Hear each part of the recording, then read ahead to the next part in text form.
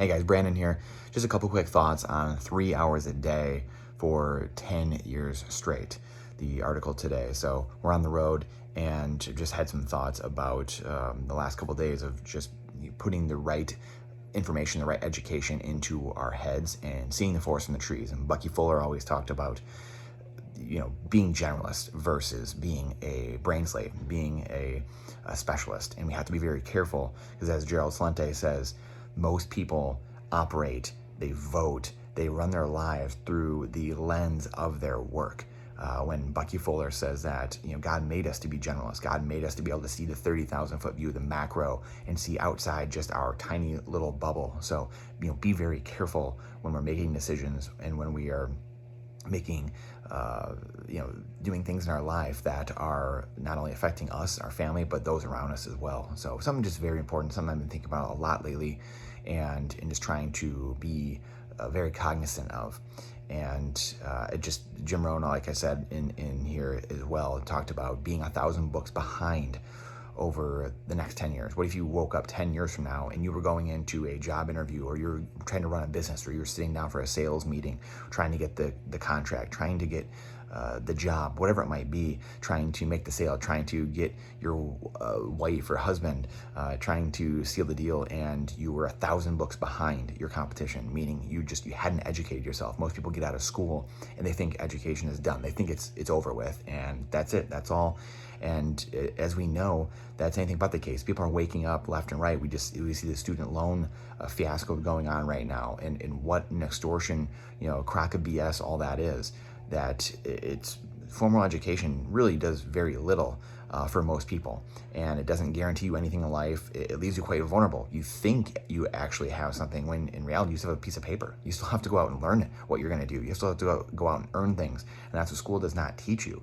It teaches you all these random tidbits on how to memorize things, but it doesn't teach you for the real world. And that's where many of the founders told this to us hundreds of years ago, and many philosophers have talked about when your formal education ends, your real education can begin. And that's something, again, the world is unfortunately waking up to those realities and not heeding the advice, not heeding the warnings, not just in education, but in so many other aspects of our life right now, whether it's debt, central banking, piling on debt through student loans, through central banks, and making the future generations pay those things off, and shackled by the debts that we are imposing on them. All the debt is just pulling prosperity out of the future so that we can enjoy it and our children don't get to. And that's really kind of the culture that we live in general. It's I want it now. It's YOLO. You only live once, instead of thinking about tomorrow. And that's ironically why, again, everyone makes fun of me. My family makes fun of me and says, everything comes back to Bitcoin. I said, Bitcoin fixes that. It lowers your time preference. You start thinking now long term. It's a finite, the only asset in the world that's finite and truly scarce. And knowing you own a part of that, a piece of that, is very calming. And wow, I own something that's going to be able to be passed down for generations. And you lower that time preference, and now you're thinking about the future and your calling and what God's called you here to do. And you're getting off that hamster wheel instead of having, like we've talked about many times, instead of having to jump on that hamster wheel every day, spinning around just because that economic container of energy is just the inflation is slowly leaking your economic time and energy away from you. Because that's all money is at the end of the day. It's an economic time and energy store, an economic time and energy container. And when you have a hole punctured in the side of it, as we see with inflation, you're just having to get up every single day, and it's not allowing you to sit back and think. It's not allowing you to sit back and think about the true realities of life. And like Bucky Fuller says, not being able to see the forest from the trees. So those are just some, again, the things thinking about the last handful of days, getting to go up north, family, our little one starting school, so our first one. So it's life-changing for us, and just kind of the next transition of life, and just time to just kind of sit back and think and slow things down and think about what's important, how to think about things. And Jim Rogers is one of my favorite, investors. I don't know what you'd call him, I guess just investor, philosopher, but he always says to be a great investor and to really be skilled at life, you have to understand two things: history and philosophy. Probably add psychology in there too. And again, one of my good buddies, Aaron Bedor, always says, it's not that you don't have time, it's that you don't prioritize these things. We all have 24 hours in a day. And Warren Buffett has the same amount of hours in the day that we have. Elon Musk, Robert Kiyosaki, they all have the same amount of hours a day. They just choose not to watch TV all day long. They choose not to go to a job, quite honestly. They're making money through passive income and portfolio income, the things we talk about all the time, and moving from an entrepreneur, from an employee side and small business owner side, as Rich Dad would say, over to the other side of the quadrant, the big business owners and the investor side. So that way they're getting that time back. And we can all do that. Every single one of us can do that. And it's getting independence, getting resilient. It's getting Bitcoin, getting some gold and silver, food, storage, energy, water, security, making sure we are making ourselves resilient and independent. Because the more we do that, the less we depend on that system. And again, one of my Aaron, my good friend, one of his buddies always said, life comes down to two things, just priorities and decisions. And they go hand in hand with each other. But what you say is one thing, but what you do is truly your intention, is what you are truly. It's, again, we know these cliches of, do not as I say, but as I do, or listen, not as I do, but what I say. And wow, I can't think of the quote right now. But again, the whole point is the intention, right?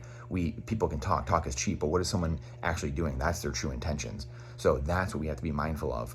And do as I say, not as I do, right? As hear that from parents a lot, right? So I'll get that quote right eventually. So anyway, those are some quick thoughts for today, and I wanted to share what the things I've been researching, and quite honestly, what some of the posts and vlogs we've done this week. Like I said, a lot of these people, I continually am changing people in and out as things change, as they are proven right and wrong, as my mindset changes, and the gate in my mind allows certain things in and filters things in and out, our paradigm, as Bob Proctor says. But being very cognizant, the people I've shared this week, 90 to 95% of them I didn't even follow or didn't even know they were 2 years ago. That's one of the good things that come out of the last 2.5 years, all the changes of life. One of the things for me was I got in the best shape of my life, or dang close to it. Obviously, playing hockey at an elite level, I was in great shape, in a different shape, but now I'm had the lowest body fat I've ever had, in certain ways the best shape I've had, and I also, it allowed a lot of creators to make more content. A lot of investors, a lot of business owners, they had to get on social media. They had to be out there. That's the only way you could be out in front of your customers. So a lot of them now are on YouTube, they're on podcasts, and we just didn't have that ability to have that before. They weren't doing that, and it really pushed everyone online. So I have hundreds of people that I follow, and vast majority I've never even knew they existed, and now they're in my purview. So now I'm getting an extra layer, adding extra layers of my education to what I already had that I was building for 10 years. So I was building it from 2010 to 2020, and now these last 2 years, I've added completely new layers. And really 2 years ago is when I started going into Bitcoin full time, because I understood it. I finally started investing it. The time at home, the lockdowns gave me time to go full in, started creating content, creating social media more, and doing more of what I wanted to do, but also being able to study Bitcoin, being able to study how the world's going to change, and building this parallel system, this deflationary system next to this inflationary, imploding system that really just enriches a few, and it destroys liberties, it destroys freedoms, enriches just the 1%, and crushes everyone down into the poor class, which is what Marxism is. So capitalism is a deflationary. Truly, a capitalist society is a deflationary society where value accrues to all people, and the standard of living rises, prices go down, you get more for less, as Bucky Fuller would say, ephemeralization. So just again, we don't get the time to do this very often. I know there's still a lot of people at home that have a little more time to themselves, quite honestly, and I urge you to spend some of that time preparing yourself, getting independent, getting resilient, and studying and getting these skills, because those are things that can never be taken away from you. And if we have that, then we can take that into the future. And I know it served me incredibly well. And 2010, that great financial crisis then really was an eye-opener for me when I was graduating Michigan State, and just realized, wow, we have real issues here that need to be solved, and there's bailouts going on. There's a game being played. I need to figure it out. So that was the catalyst for me. The 2012 election was a catalyst, realizing that people didn't matter who was running, Obama, Romney. It could have been, Tweedledee and Tweedledum, Gumby and Pinocchio, who knows. It didn't matter. The point was, I realized, wow, we just socialized medicine. We just took over. We're destroying private industry. It's this public-private partnership. It's this government starting to run everything. And I thought, wow, people, they see it. They get it. Nope, we don't get it. And that was a huge inflection point. For 10, 12 years, I was really into politics. From 2000 to 2012, got out of politics, really went full hardcore investing in myself, investing in my mind, investing in business skills, investing skills, learning fundamentals, learning technical analysis, and really spending 3, 5, 6 hours a day studying and building a business, building a real estate business around what my likes were and what I knew. I had to be a generalist at many things and be good at that so I could see the forest from the trees. And it was just something inherently that I had a little bit and I just did, but it's created massive wealth for us over the last 10 years because I started focusing on what I could control instead of worrying about politics and what everyone else was doing. And just the last 2 years have really, really cemented it in my mind that we are going the right direction, investing in hard assets, investing in real estate, investing in Bitcoin, gold, and silver, being outside the system, being outside of a 401k, being outside of these, really archaic, ridiculous programs. As Jim Rohn says, you expect the government to invest for you, you can divide by 5 at the end of your life. But if you multiply, or if you invest for yourself, you can multiply by 5 at the end of your life. So government does it, you can divide by 5 at the end. If you do it, you can multiply it.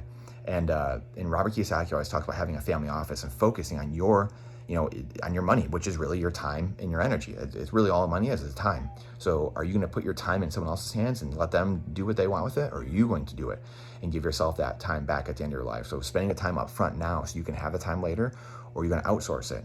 And Robert Kiyosaki always talks about too, that wealthy pay other people to do their taxes and then invest their own money. And the poor middle class do their own taxes and then pay other people to invest their money. So again, it's just these little mindset shifts, these little things that I've just been picking up for 10, 12 years or so and just studying them relentlessly. And so, at the end of the day, I want to share some of the things, to shortcut some of the things and the people I've been watching that are uber successful. They're way more successful than I am. And so these are people I study and that I imitate and copy, just like I do with hockey, watching Sergei Fedorov skate, watching, Scott Stevens play defense, whoever it was, watching certain guys, the way they shot the puck or the way they skated, the way they played a position, and just imitating these people and copying success. And school doesn't teach you to do that. That's called cheating, copying off other and collaborating. So we have to get out of that formal education mindset, get into our new education mindset, our generalized principles, first principles mindset, and continue our education every day because the world's constantly changing. It's exponentially changing. People are fighting me every single day about Bitcoin. And these times when the things go down, that's the best time to invest. We want to buy low and sell high. And eventually never going to sell. We're just going to lend against it and pay no capital gains taxes. This is the way the wealthy get wealthy. And people fight me about this all the time. And the proof is in the pudding. We've been doing this for years, and things just continually keep going that direction. And I just implore people to please get yourself prepared, get yourself resilient. There is mass chaos coming in markets, on the streets, everything. It's going to get bad. And the bright side is, if you prepare, you will be okay. There's going to be mass abundance. If you are standing at the end when the smoke clears, there will be mass abundance, massive opportunity for people to pick up investments, to do things, to live life with an incredibly abundant world with free energy, free technology everywhere, dang near free healthcare, unbelievable healthcare. That's 10, 15, 20 years from now. It's going to be unbelievable. We have to get there. We have to cross that bridge. So anyway, I didn't mean for this rant to go on this long, but I appreciate you guys more than anything. Please, if you like these videos, please like and subscribe to our channel and to our blog here. Please share them if you know anyone that get anything out of these. And please let us know if there's anything we could do better. Please dislike them and let us know what we could do better and where we can provide more value. So again, check this out. Please let me know what you think. These are just some of my shortcuts to the people I listen to, the people I watch, and the people I'm studying constantly for hours and hours every single day while I'm doing other things, while I'm showering, while I'm mowing the lawn, while I'm doing the dishes, while I'm working out, while I'm driving to appointments, and helping real estate buyers and sellers and investing in property and doing our business. This is what I'm doing on the side when I have downtime. So on our side, in that downtime, in that 7 to 12 at night or early in the morning when we get up. So this is what I'm doing to study and do these things to enhance myself and continue my real education. So I appreciate you guys, your time, your energy. It's the most important asset we have, and I look forward to seeing you on the next one.